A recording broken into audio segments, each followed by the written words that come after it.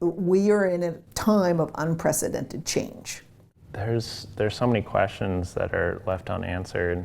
There's some heavy issues we need to face. It's the native people around the world that are sounding the alarm bell saying, hey, our way of life is changing.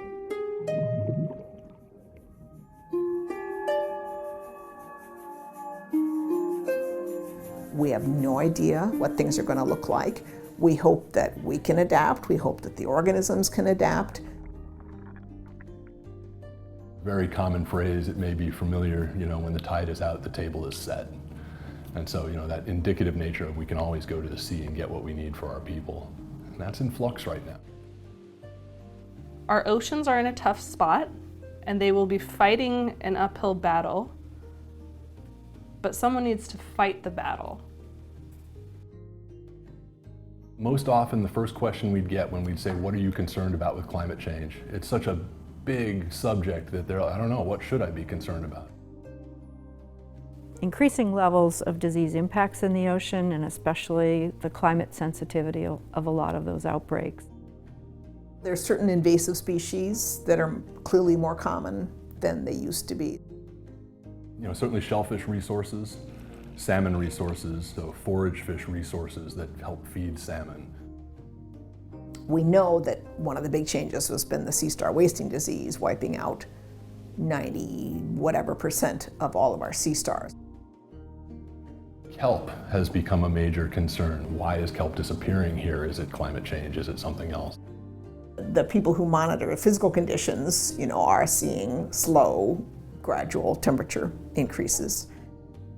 When a tribal member remembers a huge area of eelgrass covering an entire bay, and you go there and you find little isolated patches, now, okay, something's definitely changed. These are wicked problems, but they're solvable. Tribal people are hugely concerned about climate change as to how it relates to cultural activities and passing on that cultural knowledge. You can't teach your great-grandkid how to weave a cedar hat if you can't access cedar bark. The big thing right now is that incorporation of the knowledge of the people that have occupied an area, and whether that's here at Samish, whether that's in your neck of the woods. For me, it's a totally different mindset than where I was 40 years ago doing research here, where it was just you studied the way the world was. And now we're more studying the way the world might become. Training and inspiring the next generation to tackle these ocean sustainability issues that we have, that we can identify.